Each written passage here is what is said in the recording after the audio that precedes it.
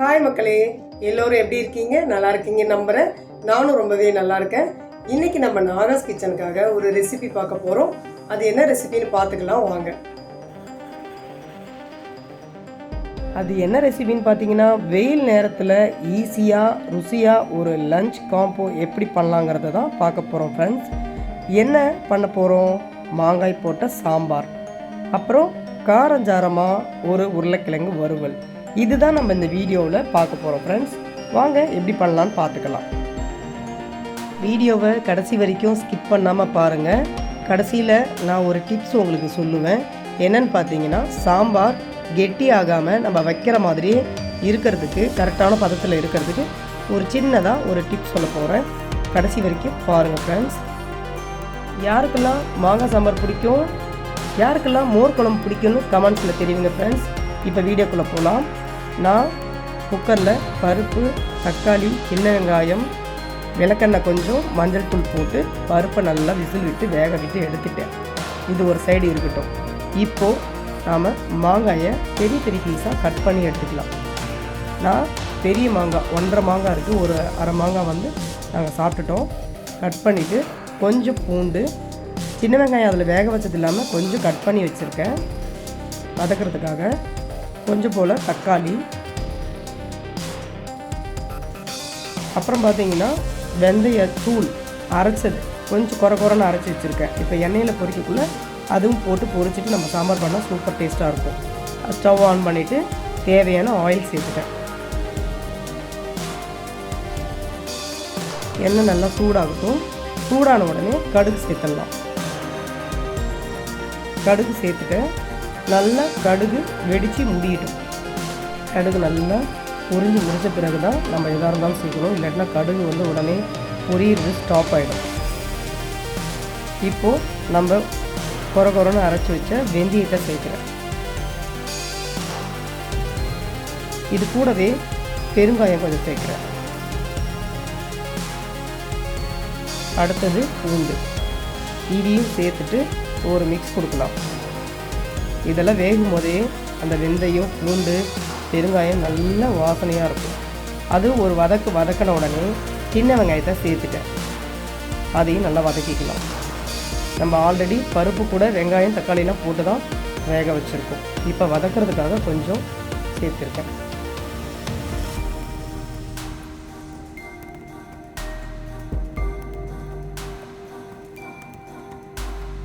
வெங்காயம் நல்லா கம்ப்ளீட்டாக வதங்கட்டும்.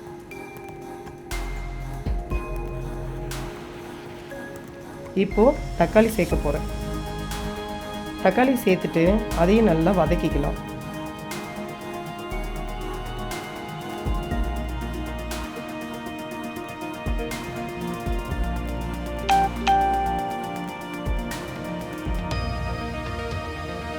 இது கூட இப்போ கொஞ்சம் கருவேப்பிலை சேர்க்குறேன். என்கிட்ட கொத்தமல்லி இல்லை. நீங்கள் கொத்தமல்லி இருந்தால் கருவேப்பிலை, கொத்தமல்லி ரெண்டுமே கொஞ்சம் சேர்த்துக்குங்க. வதக்கிற டைமில் நல்ல வாசனையாக இருக்கும். நான் இருந்த கருவேப்பிலையை சேர்க்குறேன். கொஞ்சம் ஓரளவு தக்காளி வதங்கிடுச்சு. இப்போ நம்ம மாங்காயை சேர்த்துடலாம். மாங்காயும் கொஞ்சம் எண்ணெயில் வதக்க போகிறோம். ஒரு 50% மாங்காய் வேகிற அளவுக்கு நம்ம இதுலேயே வதக்க போகிறோம். திருப்பி கொடுத்து வதக்கிக்கலாம். எல்லா மாங்காயும் கம்ப்ளீட்டாக சேர்த்து முடிச்சுட்டு மிக்ஸ் பண்ணுறேன்.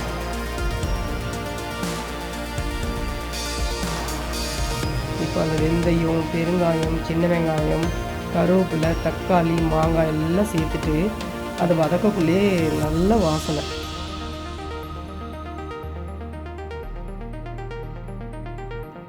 இப்போ இதுக்குள்ளே அந்த வேக வச்ச அந்த பருப்பை சாம்பார் வைக்கிற பாத்திரத்துக்கு நான் அந்த பருப்பை மாற்றிட்டு அந்த குக்கரை நல்லா கழுவி அந்த தண்ணியும் இந்த சாம்பாரில் சேர்த்துக்கிறேன். சேர்த்து ரெடியாக வச்சுருக்கேன். மாங்காயும் 50% நல்லா வெந்தது உங்களுக்கே தெரியும். இப்போ இதை எடுத்து அந்த பருப்பில் சேர்க்க போகிறேன். பருப்பில் இந்த மாங்காயை சேர்த்தாச்சு. நல்லா ஒரு மிக்ஸ் கொடுத்துக்கலாம்.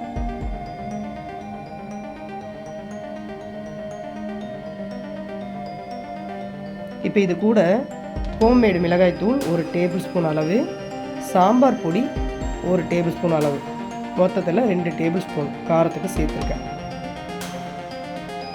இதையும் நல்லா மிக்ஸ் பண்ணிக்கலாம். தேவையான தண்ணி சேர்த்துக்கலாம் இந்த டைமில்.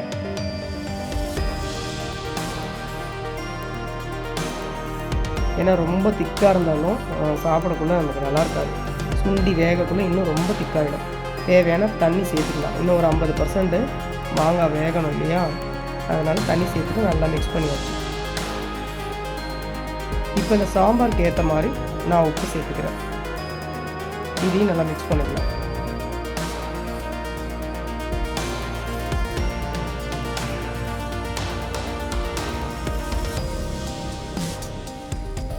உப்பு கரைஞ்சதும் டேஸ்ட் பார்த்துக்குங்க.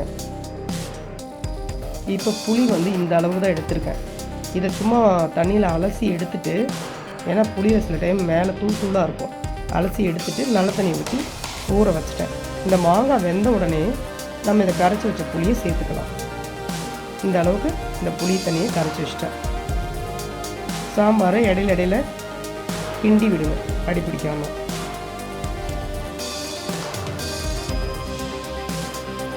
மாங்காய் நல்லா வெந்துருச்சு. இப்போது நம்ம கரைச்சி வச்ச புளி தண்ணியை சேர்க்குறேன்.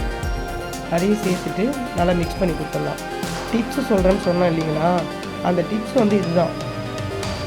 நம்ம மாங்காய் காய்கறி எது வேணாலும் சேர்த்துட்டு வேக விட்ட பிறகு அது வெந்ததுன்னு தெரிஞ்ச பிறகு தான் நீங்கள் புளி சேர்க்கணும். அப்படி சேர்த்திங்கன்னா தான் அந்த காய்கறி விரைச்சி போகாமல் இருக்கும். அந்த காய்கறி வேகிறதுக்கு முன்னே புளி தண்ணி சேர்த்திங்கன்னா காய்கறி விரைச்சிக்கும். அது இல்லாமல் சாம்பார் வந்து ரொம்ப முன்னாடியே புளி ஊற்றிட்டு நல்லா கொதிக்க விட்டிங்கன்னா சாம்பார் திக்காகிடும். இறக்க போகிற டைமில் புளியை சேர்த்துட்டு ஒரு கொதி வந்த உடனே இறக்கிட்டிங்கன்னா புளி தண்ணி அப்போ தான் சேர்த்துருக்கீங்க, தண்ணி ஆட் பண்ணியிருக்கீங்க புளி வழியாக. அப்புறம் இந்த சாம்பார் வந்து நீங்கள் வைக்கிற பதத்துலேயே ஊற்றி சாப்பிட்ற அந்த பதத்துலேயே இருக்கும், கெட்டியாகாமல். பாருங்கள், கிளறி காமிக்கிறேன். இந்த பதத்தில் இருக்கும், நம்ம போட்டு சாப்பிடக்குள்ள ஈஸியாக நல்லாயிருக்கும். இந்த டிப்ஸ் தான் உங்களுக்கு நான் வீடியோவில் சொல்கிறேன்னு சொல்லியிருந்தேன் ஃப்ரெண்ட்ஸ். இந்த டிப்ஸ் உங்களுக்கு பிடிச்சிருந்தனா லைக் பண்ணுங்கள். அப்புறம் சாம்பார் வச்சு முடிச்சாச்சு. அருமையான ருசியான மாங்காய் சாம்பார் சிம்பிளாக சீக்கிரமாக செய்து முடிச்சாச்சு. அடுத்தது நம்ம என்ன பண்ண போகிறோம், உருளைக்கிழங்கு காரசாரமாக ஒரு வறுவல் பண்ண போகிறோம். அதுக்கு என்ன பண்ணலான்னு பார்த்துக்கலாம் வாங்க. உருளைக்கிழங்கை எடுத்து மண் இல்லாமல் கழுவிட்டு ரெண்டாக கட் பண்ணிவிட்டு நல்லா வாஷ் பண்ணி எடுத்துக்கிட்டேன். இப்போ இந்த உருளைக்கிழங்கை தண்ணியோடைய குக்கரில் சேர்த்து தேவையான உப்பு சேர்த்து நம்ம வேக வச்சு எடுத்துக்கலாம். குக்கரில் சேர்த்துட்டேன், உப்பு ஆட் பண்ண போகிறேன். உப்பு ஆட் பண்ண உடனே நம்ம குக்கரை மூடி நல்லா விசில் விட்டுக்கலாம். 3 விசில் விட்டு நான் எடுத்துக்கிட்டேன். பாருங்கள், 3 விசில் விட்டு எடுத்துகிட்டு உருளைக்கிழங்கை உரித்து கொஞ்சம் 4 3 உடச்சி எடுத்துட்டாச்சு. ரொம்ப வந்து மேஷ் பண்ணலை, அப்படியே உடச்ச மாதிரி எடுத்தாச்சு. நம்ம அப்படியே எடுத்து சாப்பிட்ற மாதிரி ஈஸியாக. இப்போ இந்த உருளைக்கிழங்கு ரெடி. இதுக்கு ரொம்பவே சிம்பிளாக உப்பு, மஞ்சள் தூள், கரம் மசாலா, ஹோம்மேட் மிளகாய் தூள் அண்டு கடுகு, உளுத்தம் பருப்பு இதை எடுத்து வச்சுட்டேன். இப்போ ஸ்டவ் ஆன் பண்ணிவிட்டு கடாய் வச்சுட்டேன். அதில் தேவையான ஆயில் ஊற்றிக்கலாம். தேவையான ஆயில் சேர்த்தாச்சு. இது நல்லா சூடாகட்டும், வெயிட் பண்ணுங்கள். எண்ணெய் எப்பயுமே நல்லா சூடாகிடும். அப்போ தான் கடுகு போட்டவொடனே படபடன்னு வெடிக்கும். கொஞ்சம் முன்னாடி நம்ம சேர்த்துட்டோம்னாலுமே தூங்குற மாதிரி தூங்கும் பயங்கரமாக. கடுகு நல்லாவே புரியாது, கெட்டியாக அப்படியே கிடக்கும். நல்லா சூடாகி கடுகும் போட்டு பொரிஞ்சிடுச்சு. இப்போ வந்து அந்த ஆயிலில் டைரெக்டாக உருளைக்கிழங்கு சேர்க்குறேன். இது முதல்ல சேர்த்துட்டு நல்லா ஒரு மிக்ஸ் பண்ணிக்கலாம் கொஞ்சம் நேரம், ஒரு 5 நிமிஷம். இது கூடவே கொஞ்சம் கருவேப்பிலை சேர்த்துட்டேன். இதெல்லாம் போட்டுட்டு ஆயிலே உருளைக்கிழங்கு போட்டு கருவேப்பிலை போட்டு நம்ம பரட்டினோம்னா நல்லா வாசனையாக இருக்கும். கருவேப்பிலை கொஞ்சம் நேரம் அந்த ஆயிலில் உருளைக்கிழங்கு வெந்த பிறகு நம்ம இந்த மசாலாவை சேர்த்துக்கலாம். அப்படி ரொம்ப ரொம்ப சிம்பிள். டக்குன்னு மாங்காய் சாம்பார் வச்சுட்டு உருளைக்கிழங்கு காரம் வறுவல் பண்ணிவிட்டு நீங்கள் டப்புன்னு வெயில் நேரத்தில் வெளியில் வந்துடலாம் கிச்சனை விட்டு. அதை ஈஸியாக செய்யக்கூடிய இந்த மெத்தட் தான் காம்போவாக உங்களுக்கு நான் பண்ணி காமிச்சிருக்கேன் ஃப்ரெண்ட்ஸ். இப்போ 5 நிமிஷம் உருளைக்கிழங்கு நம்ம பிரட்டியாச்சு. இப்போ இது கூட உப்பு, கரம் மசாலா, ஹோம்மேடு மிளகாய் தூள், மஞ்சள் தூள் எல்லாமே சேர்த்துட்டேன். இதுவும் சேர்த்துட்டு நல்லா மிக்ஸ் பண்ணிக்கலாம். இப்போ என்ன பண்ணணும், ஸ்டவ்வை சிம்மில் வச்சிடணும்.